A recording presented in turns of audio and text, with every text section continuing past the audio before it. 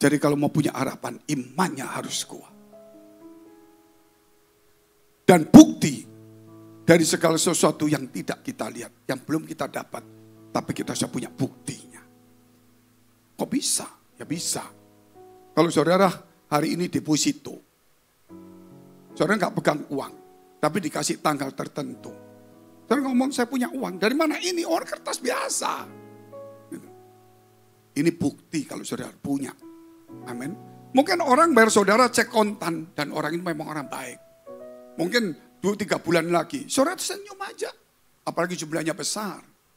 Kenapa? Biar aja aku makan nasi dikit-dikit gak apa-apa. Yang penting nanti ini loh. Kenapa? Ada buktinya. Walaupun belum kepegang. Nah itulah Tuhan sudah memberi kepada kita sesuatu yang lebih daripada itu. Kita lihat terus ayatnya. Sebab oleh imanlah telah diberikan kesaksian kepada nenek moyang kita. Mereka yang melewati hal yang hebat, baik itu namanya Daniel, Sadrak, Mesak, Abednego, Yakub, Ishak, Abraham, semuanya itu melewati iman. Amin. Tidak ada yang tidak melewati iman. Dan itu ada juga pergumulan. Karena iman kita mengerti bahwa alam semesta telah dijadikan oleh firman Allah.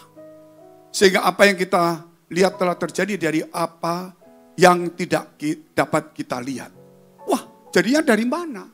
Ya itu dari firman Allah. Buktinya apa? Nggak usah mikir itu masa lalu aja. Hanya yang tahu yang masa lalu sudah mati semuanya. Hanya Tuhan yang ada dan tidak pernah mati. Terus kita lihat. Karena iman, sampai di sini nanti ya. Karena iman, Habel telah mempersembahkan kepada Allah korban yang lebih baik daripada korban Kain. Dengan jalan itu memang memperoleh kesaksian kepadanya bahwa ia benar. Karena Allah berkenan akan persembahannya itu. Dan karena iman ia masih berbicara sesudah ia mati. Kenapa persembahan Habel diterima oleh Tuhan, persembahan Kain tidak diterima? Persembahan Kain itu adalah hasil pertanian yang terbaik karena itu pekerjaannya dia. Habel itu ternak yang terbaik. Saudara bilang, oh ternak soalnya hidup. Kuat darahnya. Oh ya itu kan tafsiran bolehlah. Tetapi firman Allah mengatakan, bukan soal itu saja, tetapi firman ini jelas menjelaskan bahwa Habel memberikan persembahan itu dengan iman. Amin. Dengan iman. Itu yang paling benar karena ada firman Allah yang mendukungnya. Jadi ketika engkau mempersembahkan hidupmu ke gereja harus dengan iman. Amin. Gak bisa saudara cuman asal-asal seperti Kain memberikan yang terbaik tapi tidak punya iman. Memberikan dengan iman. Kerap kali kita mau memberikan hidup kita kepada Tuhan. Waktu kita kepada Tuhan. Hati kita kepada Tuhan. Tapi iman kita tidak mampu. Sehingga kekhawatiran, ketakutan itu menjadi tuan rumah dalam hati kita. Harusnya dia menjadi tamu. Tuan rumah adalah firman dan roh Allah. Kalau tuan rumah ada roh Allah. Kekhawatiran tamu sebentar harus pulang, namanya tamu. Oleh sebab itu kita tidak bisa membiarkan kekhawatiran itu tinggal lama dalam hidup kita. Karena itu memang penyakitnya dunia. Kalau sudah punya kekhawatiran, penyakit lain akan muncul semua. Semua penyakit dimulai dari penyakit rohani lah dari hidup kita. Jadi kalau mau sembuh, kalau mau apa, buang semua dulu kekhawatirannya.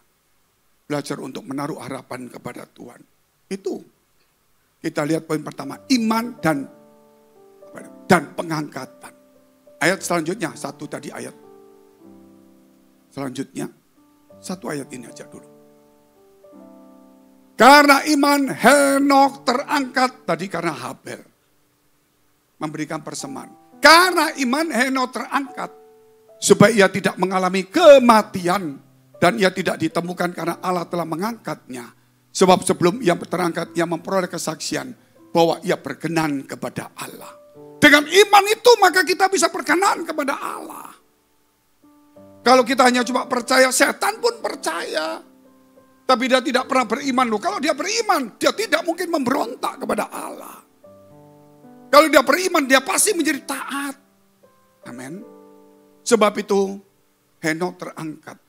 Karena iman, kita di akhir zaman, situasi geopolitik global ini tidak menentu. peperangan, kekacauan, tarif begitu tinggi. Semua ini pergantian, seperti pergantian musim, tapi ini pergantian dunia, kekuasaan, bukan musim. Ini betul-betul akan terjadi kekacauan yang lebih hebat, atau singkat, atau beres. Saudara, pikir sendiri. Wah, gawat. Segawat-gawatnya apa? Tuhan Maha Tahu. Amin. Kalau Tuhan Maha Tahu, dia pasti ada jalan way out bagi orang yang berkenan kepada dia. Jadi kita harus punya iman. Hidup kita tidak ditentukan oleh dunia, ditentukan oleh Tuhan. Loh kok bisa Pak? Pohon-pohon yang ada di hutan siapa yang pernah menanam? Yang menanam siapa? Tapi ada semuanya. Apakah orang pernah menanam emas di bawah tanah? Sehingga dia mau menggali perak di bawah tanah, uranium, tanah jarang, batu bara. Tidak ada. Apakah orang pernah menyiram air di dalam supaya menjadi sumber? Tidak ada. Tuhan yang buat semuanya. Jikalau kita berkenan di dalam hatimu ada harta rohani yang luar biasa. Di dalam hatimu ada sumber air yang akan memancar keluar. Yang membuat kita menjadi damai secara sukacita. Sehingga kita tidak sampai menjauhi Tuhan untuk mencari kesenangan dunia. Orang yang selalu mencari kesenangan dunia, berarti orang itu masih belum menemukan Tuhan. Daud itu sudah mengalami masalah begitu besar. Itu tantangan, dia dapat visi tapi mengalami masalah. Ketika dia jadi raja, dia punya semuanya. Harta dia mau kemana saja bisa. Tapi dia katakan, lebih baik 1 hari di pelataran rumah Tuhan daripada 1000 hari di tempat lain. Karena dia menemukan istana, menemukan semuanya. Tapi dia menemukan kebenaran itu. Oleh karena itu Bapak Ibu dikasih Tuhan, ini akhir zaman. Perpolitikan Indonesia juga tidak menentu. Saudara takut? Takut. Tapi percayalah, ketakutan itu harus dibawa iman kita. Takut wajar. Tapi kalau ketakutan itu di atas iman kita, berarti iman kita dijajah. Ketakutan, kekuatan harus dibawa iman kita. Masalah persoalan harus dibawa iman kita. Penyakit pun harus dibawa iman kita. Amin. Bahkan masa depan pun itu ada di dalam iman kita hari ini. Kalau iman saudara tidak kuat, gak bisa. Ini pengangkatan. Dikatakan akan ada pengangkatan. Saudara mau tidur di gereja, kalau nggak punya iman gak ada artinya. Loh, saya percaya Tuhan. Semua orang percaya, setan pun percaya kok. Mengimani enggak firman Allah itu? Enggak mudah. Amin. Saya berdoa. Mau 10 kali, 12 kali mau puasa. Loh, saya kan percaya. Betul. Karena kamu percaya adanya Tuhan, makanya kamu berdoa. Karena kamu percaya adanya Tuhan, makanya ibadah. Tapi apakah kamu mengimani doamu? Amin. Apakah kamu mengimani firman itu? Kalau engkau mengimani doa, engkau duduk di gereja mengimani firman itu. Ketika engkau mengimani firman itu, maka engkau berdoa. Itu iman masuk, bukan sekedar percaya. Banyak orang percaya, mau menunjukkan militansinya. Tapi sebenarnya dia cuma percaya. Iblis pun percaya. Dia kerja lebih gila dari kita. Percaya pada Tuhan, kerja lebih gila. Kerja untuk apa? Untuk menghancurkan orang Kristen. Kalau kita hanya percaya Tuhan, pelayanan kita lebih hebat, itu bisa menghancurkan diri kita dan orang lain. Loh kok bisa Pak? Setan percaya. Jadi kita ini perlu satu. Selain percaya itu mengimani. Amin. Mengimani doa kita. Mengimani firman Allah itu. Sehingga pelayanan kita mungkin persembahan kita bukan gak kain. Setan tuh sampai hari ini overtime untuk menghancurkan gereja dan keluarga semua. Padahal dia percaya Tuhan loh. Amin. Karena dia tidak mengimani firman. Dia tahu semua firman. Dia mencoba Yesus dengan firman tapi tidak mengimani. Yesus tahu firman tapi mengimani. Manusia tidak hidup oleh roti saja, tetapi oleh firman Allah. Yesus mengimani semua. Dia kuat sekali. Makanya kalau hanya cuma tahu firman, kalau nggak mengimani, Jadi pengetahuan kita akan di situasi akhir tidak akan ada yang namanya pengangkatan, kita tidak terangkat. Kenapa? Kita lihat dulu Matius 24 ayat 40 sampai 42. Pada waktu itu kalau ada 2 orang di ladang, yang seorang akan dibawa, yang lain akan ditinggalkan. Kalau ada 2 orang perempuan sedang memutar batu kilangan, yang seorang akan dibawa, yang lain akan ditinggalkan. Karena itu berjaga-jagalah, sebab kamu tidak tahu pada hari mana Tuhanmu datang. Kita di gereja tapi gak pernah berjaga-jaga. Itulah kelemahan kita. Jadi pengangkatan itu pasti ada.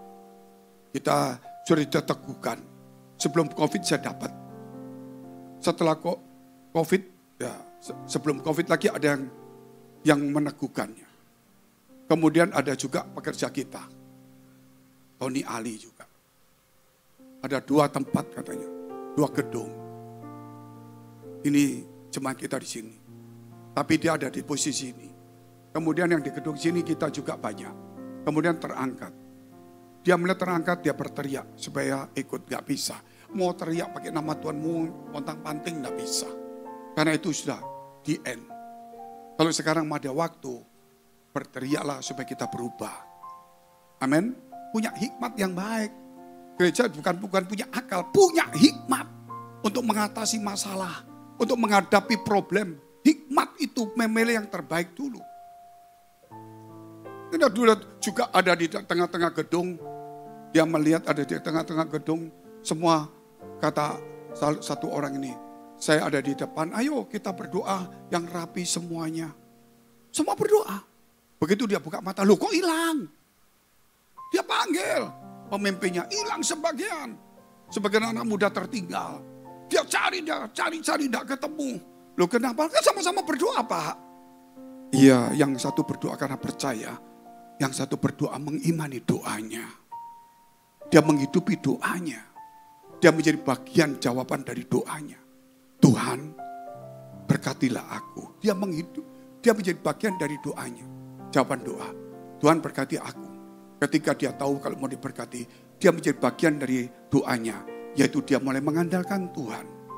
Dia datang sungguh-sungguh mencari Tuhan. Dia berharap kepada Tuhan. Dia kerja dengan baik. Dia menjadi bagian dari jawaban doanya dia.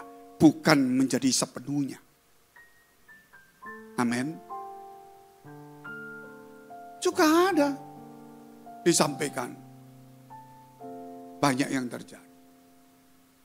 Ada juga seorang, ada 5. Yang satu anak muda. Yang namanya Anita. Ada di Batam sejak sekolah minggu ikut kita.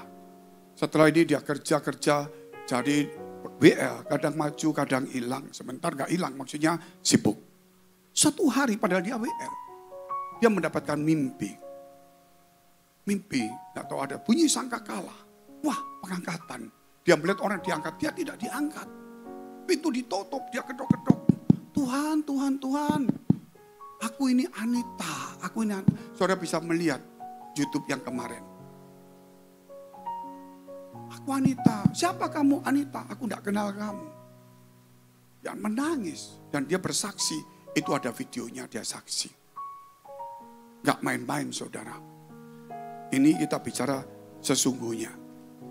Jadi jangan mengandalkan pelayanan kita. Apakah kita mengimani pelayanan kita? Apakah pelayanan kita dihidupkan dengan iman kita? Atau itu cuma kewajiban? Gitu. Saya khotbah, oh pandai Pak khotbah. Apakah khotbah pengetahuan? Apa kamu enggak mengimani firman ini? Kita harus menjadi contoh sebagai pengkhotbah. Hidup itu dalam iman bagaimana? Makanya pengkhotbah juga pantang-panting. Kena masalah, kena persoalan. Karena dia juga melatih imannya. Tapi kalau ada pengkhotbah cuma mau enak-enakan, dia tidak akan pernah terlatih imannya. Kenapa Tuhan saya sungguh-sungguh kalau ada masalah? Gitu. Ya supaya kau melatih iman. Supaya pengkhotbah pun suatu hari jangan sampai tertinggal. Bikin malu nanti. Bukan hanya cuma orang yang tertawa. Tikus pun tertawa saudara. Bayangin tikus ada di rumahnya. Kiki saudara. Ya kita diejek sama itu nanti. Yang kedua kita lihat Ya ayat yang ke-6 atau ke-5 tadi. Bagus ini ayat ini. Saya merenungkan ayat ini, luar biasa Tuhan. Padahal saya sudah baca berulang-ulang. Setelah ini, lihat ayatnya. Tetapi tanpa iman, tidak mungkin orang berkenan kepada Allah. Mau pelayanan, mau mempersembahkan seperti Kain yang terbaik. Mau apa saja, mau ibadah terus-terusan datang di gereja 4 kali. Oh 4 kali lebih baik, memang lebih baik dari 1 kali. 4 kali punya kesempatan lebih besar daripada yang sekali. Jadi saudara jangan bilang, oh kamu 4 kali berdoa, sekali aku diangkat. Ya kamu diangkat tuh dia dibanting. Jadi jangan sombong saudara. 4 itu lebih baik dari 1 kali. Tapi persoalannya bukan 1 atau 4 kali. Apakah diisi oleh iman itu? Jadi bukan gereja itu beriman. Wah aku mau dengar firman Allah, aku mau melihat Tuhan. Mau lihat gimana? Melihat firman itu sama dengan melihat Tuhan. Makanya sebab barang siapa berpaling kepada Allah, ia harus percaya bahwa Allah ada. Dan bahwa Allah memberi upah kepada orang-orang yang sungguh mencari berkat. Bukan mencari dia. Amin. Memberi upah yang mencari Tuhan. Jadi jangan di gereja mencari berkat. Sungguh-sungguh mencari berkat. Mencari Tuhan. Jadi hatimu harus benar-benar cari Tuhan. Dia memberikan masa depan kepada kita. Itu. Makanya tanpa iman gak ada satupun yang bisa. Tanpa iman tidak punya pengharapan. Tanpa iman tidak bisa mengasihi. Omong kosong. Allah adalah kasih. Siapa yang tidak mengasihi belum mengenal Allah. Saya punya satu lagu. Lagu tadi dinyanyikan. Engkau Tuhan. Apa katanya? Tak pernah gagal. Engkau Tuhan tak pernah lalai. Setiap hari menanti jawabmu. Ku tak lelah menanti.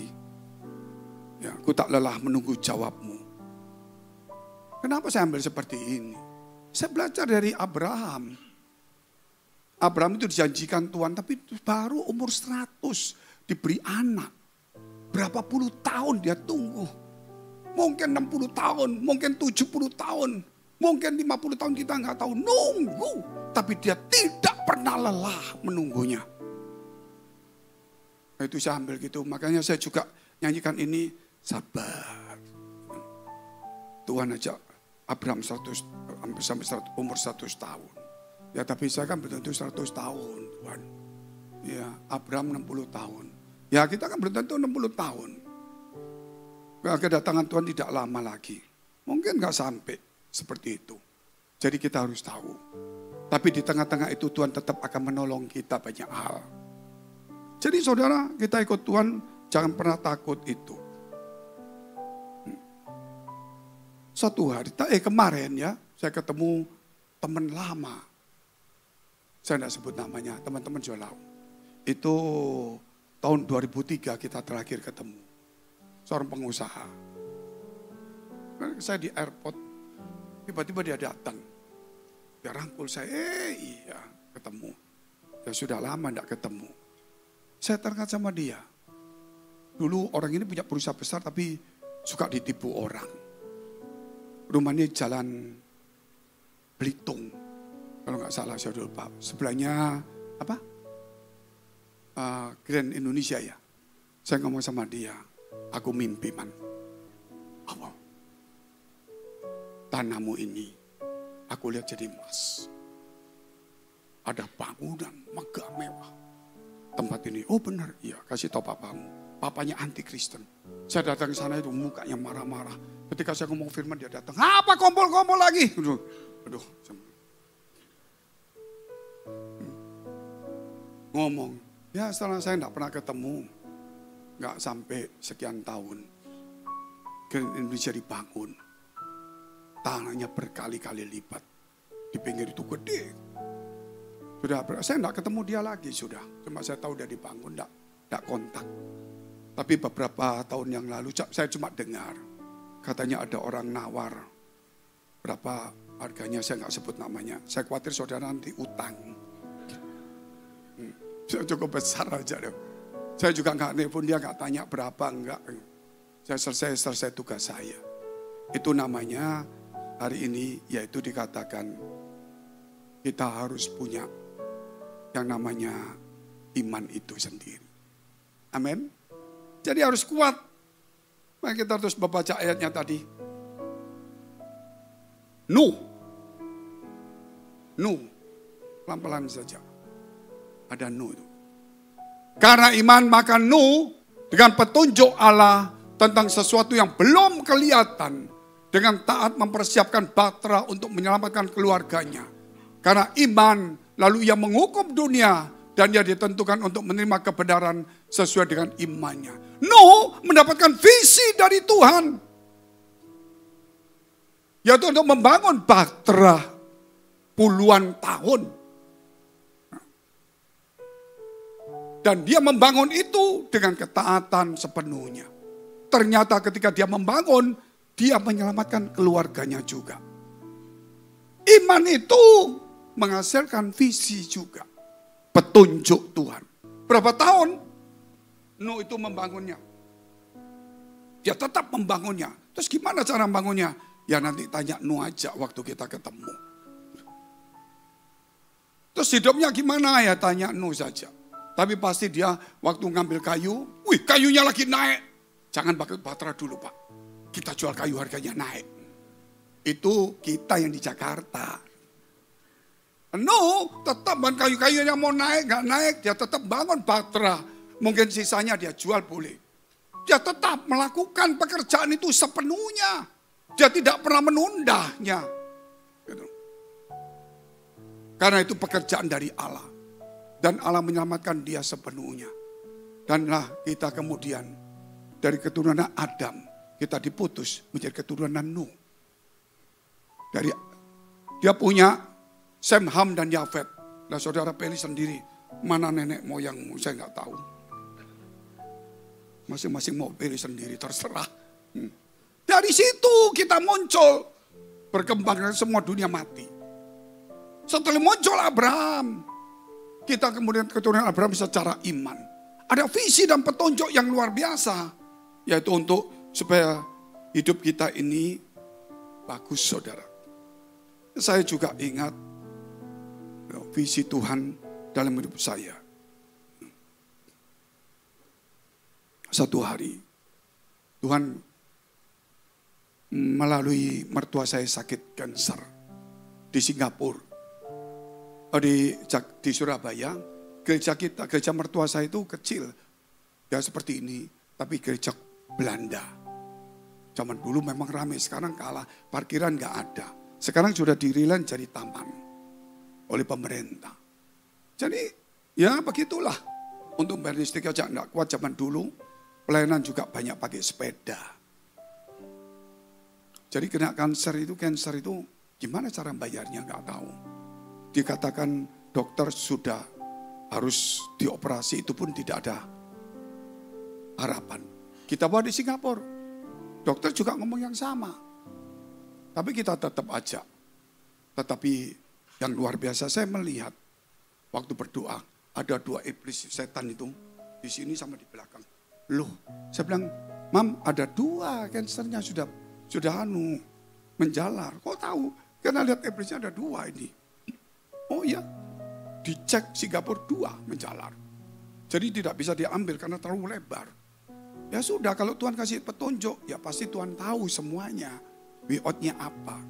Ya apa yang terjadi kemudian. Selesai, sembuh. Luar biasa sembuh. Ketika sembuh, kami gak punya uang. Tapi Tuhan berkata, kamu tinggal di Singapura, anak saya sudah terlanjur sekolah. Kami gak punya uang, harus tinggal di Singapura. Mau kerja apa? Orang asing. Ya kami tetap persekutuan, gak ada persembahan, gak ada apa. Tapi Tuhan memberikan saya visi sampai hari ini di Singapura. Tapi Tuhan mencukupkan saya dengan cara yang tidak saya mengerti. Bukan berarti saya tidak tahu. Saya tahu hasilnya. Saya tidak mengerti jalannya. Nah, jalannya bagaimana saya taat aja. Dia suruh ini, saya ini. Suruh ini, saya ini. Uang tidak banyak. Tapi sampai hari ini sudah tahun 99, 26 tahun. Setiap bulan mesti bayar sewa. nyekolahkan anak. Tidak ada kerjaan, tidak ada warisan. Tapi Tuhan suruh A, B, C, D saya taatin. Sampai hari ini Tuhan masih mencukupkan saya semuanya. Tuhan itu maha tahu. Amin. Jadi saudara nggak boleh takut dalam hidup ini. Oleh karena itu Bapak Ibu yang dikasihi Tuhan. Yang terakhir, yang ketiga, membangun patra dan keluarga. Ternyata setelah dapat visi, Nuh itu menyelamatkan keluarganya juga. Keluarganya terselamatkan karena masuk di dalam patra semua. Dengan menantu-menantunya. Kalau saudara kita ikut Tuhan, ikutin visi dan petunjuk Tuhan, keluarga itu pasti ditolong Tuhan. Pasti ditolong Tuhan. Masalahnya kita kerap kali keluar dari visi itu. Dan keluar dari petunjuk Tuhan. Jangan seperti itu. Kita harus kuat betul-betul di dalam Tuhan. Dunia ini sedang mencari patron. Dunia ini mencari patron. Berkelahi semuanya.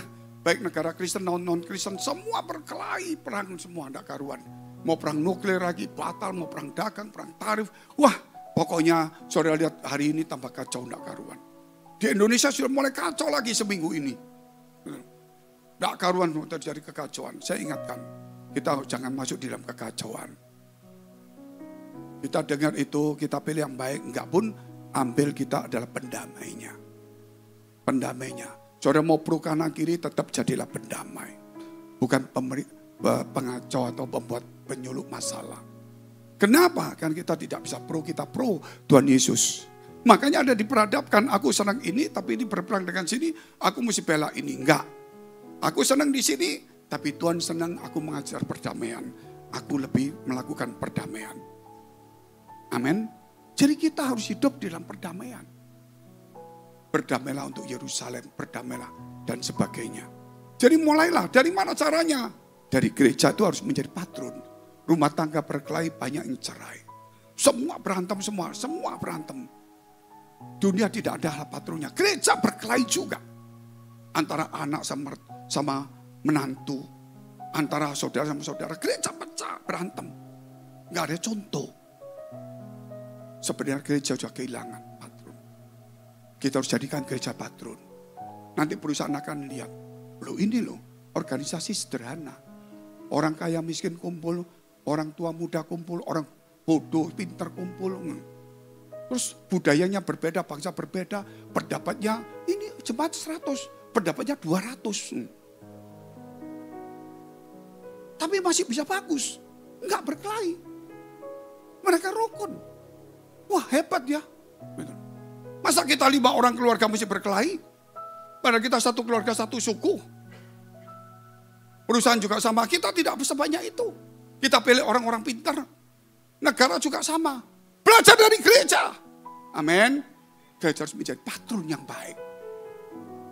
Perbedaan pendapat, masalah, persoalan itu memang diizinkan Tuhan terjadi. Supaya kita belajar untuk menghargai otoritas, untuk menghargai kehendak Allah. Untuk mengeterapkan firman Tuhan. Itu penting. Kalau tidak keluarga itu akan hancur. Dari mana keluarga harus kuat?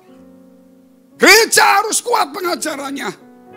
Kalau gereja jebol, makanya korupsi di mana-mana. Dan itu bukan orang non-Kristen. Orang Kristen pun melakukan yang sama. Bahkan di pemerintah, di swasta pun orang yang pelayanan yang khotbah, saya melihat dia kerja di salah satu direktur perusahaan, dia masih berikan. Saya ditawarin, saudara, saya ditawarin kalau hari ini saya bisa punya rumah di Singapura 20 tahun lalu. Saya kirim seorang pelayan Tuhan baru lulus STT, baru orang-orang ingusan. Pak Ronald mungkin tahu satu hari orang itu tidak jauh dari Pekanbaru. Ingusan baru lulus, saya bawa ke satu hutan. Kamu saya biayai sini. Saya bikinkan banyak tempat. Ini ada 15.000 orang. Layani, saya kirim buku, saya kirim semua. Saya melewati itu, melewati laut, saudara. Lombang. Pulau-pulau. Kena hujan. Itu tidur di hutan. Saya kasih sini. Saya ulang-ulang datang. Suatu hari bosnya. Bukan bosnya, direkturnya. Teman saya di gereja. Pak Fenggi, kita ada ide. Kita bikin pembibitan. Aku yang kasih harga. Kita bagi hasil. Oh iya, iya. Ah, enggak deh. Bisa beli rumah, Pak. Enggak. teman saya yang kayak, boleh Pak Begi. Ya sudah, aku yang menentukan. Enggak. Anak buah saya tanpa saya ngomong. Dia kerja sama, padahal saya yang nyuruh. Tidak ngomong, tapi saya tahu. 5 tahun lagi bubar. Dia bisa beli ruko, saya belum beli bisa ruko. Saudara dikasihi Tuhan. Inikah kekristenan? Dia punya rumah di Singapura mewah. Istrinya shalom di mana-mana. Ya nggak salah. Suatu hari ketemu sama saya lagi. Pak Fengi, saya ada perusahaan gede sekali. Ayo, bangun kerja persekutuan lagi. Ada bisnis. Walaupun saya pengusaha, saya tidak akan lakukan seperti itu. Karena saya punya jalan Tuhan Bapak. Kalau semuanya sesuai dengan baik, saya ikutin. Saya dapat fasilitas dari dia. Ya, saya kasih fasilitas Pak. Punya truk banyak, punya semua banyak, saya angkutan ke Bapak semuanya. Bapak kasih saya fasilitas, saya senang. Tapi saya sudah dapat fasilitas dari Tuhan jauh lebih baik. Tepuk tangan untuk Tuhan yang luar biasa. Bapak terlambat memberitahu saya diam aja. Perusahaan sangat besar sekali. Saya tidak mau tahu. Yang keempat terakhir, iman dan ketaatan. Kita baca ayatnya, 1 ayat itu. Kalau saya mau kaya dengan cara yang halal, saya dari dulu sudah kaya. Tapi sekarang Pak, kok miskin? Siapa yang ngomong miskin? Ngawur aja. Saudara ngomong sendiri. Saya ngomong kalau dari dulu, saya kalau kaya bisa. Bukan berarti saya miskin. Tapi Bapak kaya nggak sekarang? Ya saudara tafsir sendirilah. Jasa saya berapa hari ini? Saudara mau tafsir 20 juta silakan. Tafsir 200 ribu boleh. Gitu loh. Itu terserah saudara menilai saya. Yang penting jangan menilai. Karena ini barang bisa murah. Yang penting nilailah pribadi seseorang. Nah, kalau pribadimu bagus, barangmu pun. Saya kemarin ketemu teman-teman. Ayo kita pergi. Kemana? Ke Jakarta. Mampir ke namanya outlet. Beli baju rebutan 100 ribu. Baju dibuat ibadah. Jas cuma 100 ribu. Saya dibelikan satu, tangannya salah, dipotong. Dipotong. Jasnya biru, dikasih separuh hitam. Kok begitu? Supaya model baru Pak. Saya pakai aja saudara. Nggak pusing. Gitu. Tadi orangnya duduk di sini tadi. Sudah pulang tadi. Yang ngasih. Tapi bukan Pak Tanto. Loh benar kalau ada dia saksi. Gitu loh. Wah Pak Pavi, aku dapat jas baru. Oh iya. 100 ribu, iya. Cuma sayang Pak, yang ini yang rusak kabeh. Terus saya bawa ini. Saya nggak ngomong, waduh nggak. Terima kasih. Gitu. Datang saya pakai, dia senang gitu. Yang penting pribadi saya lebih baik. Ya itu tadi kita lihat tuh ayatnya. Karena iman Abraham taat ketika ia dipanggil untuk berangkat ke negeri yang akan diterimanya menjadi milik pusakanya. Lalu ia berangkat dengan tidak mengetahui tempat yang ia tuju. Iman dan ketaatan itu harus sejajar. Amin. Kalau saudara punya iman, harus pasti taat. Kalau saudara percaya, harus punya iman. Tidak bisa tidak. Kalau saudara percaya, harus punya iman. Kalau punya iman, harus punya ketaatan. Saya punya percaya Pak. Harus punya iman? Punya. Oke. Sekarang minggirkan percaya. Iman dan ketaatan. Percaya itu membuat kita ke gereja. Tapi iman itu membuat kita dekat dengan Tuhan. Amin. Aminnya lemes. Kalau saudara masih nggak semangat, saya bisa mundur 10 menit lagi, 20 menit loh. Tapi kalau saudara semangat, saya lebih cepat. 15 menit paling minimal. Roma 15 ayat 18, 1-2 ayat saya mau ceritakan dengan penutupan kesaksian saya. Soal iman itu harus ada banyak kesaksian. Sebab aku tidak akan berani berkata-kata tentang sesuatu yang lain. Kecuali tentang apa yang telah dikerjakan Kristus olehku. Yaitu untuk memimpin bangsa-bangsa lain kepada ketaatan oleh perkataan dan perbuatan. 1 ayat lagi. 1 Petrus pasal 1 ayat 22. Saya akhiri nanti saya dengan kesaksian singkat. Karena kamu telah menyucikan dirimu oleh ketaatan kepada kebenaran. Sehingga kamu dapat mengamalkan kasih persaudaraan yang tulus ikhlas. Hendaklah kamu bersungguh-sungguh saling mengasihi dengan segenap hatimu. Suatu hari saudara, ketaatan itu membuat kita menjadi sahabat Allah. Kalau engkau mentaati firmanku, Engkau adalah sahabatku. Saya ingin menjadi sahabat Tuhan. Saya taati firman-Nya. Berarti saya mesti ngalahkan daging saya. Suatu hari saya ketemu pendeta. Saya mengajak makan di Singapura. Makan, saya tertelan duri. Terlalu sakit sekali. Masih ngomong lama. Malam sudah tidak ada klinik. Saya mau ke UGD terlambat. Besok aja, tambah demam. Udah dalam sekali. Tapi malam-malam saya tidur, saya mimpi. Ada seorang datang. Dia datang kepada saya. Gitu. Buka mulutmu. Oh, saya mau buka mulut gimana? Saya bilang, siapa kamu? Saya dari sahabatmu. Siapa ya? Saya tiba-tiba buka sendiri mulut saya. Tangannya masuk. Selesai. Loh, Tuhan ini. Dalam mimpi itu. Gitu. Tunggu, Tuhan. Pas ada teman saya ini pergumulan. Yang di depan tengah ini. Yang pakai semi pendeta tapi pura-pura gak mau jadi semi pendeta ini. Ini salah satu yang melunturkan roh di kita ini. Dia punya masalah berat sekali. Saya langsung ingat dia. Tuhan tunggu, saya punya teman satu. Kenapa? Punya masalah ini. Gimana way-out-nya? Dia jawab, itu nanti diurus Tuhan. Dia pergi. Oh jadi cuma diutus untuk saya. Saya masih tetap orang yang berdoa sama saya.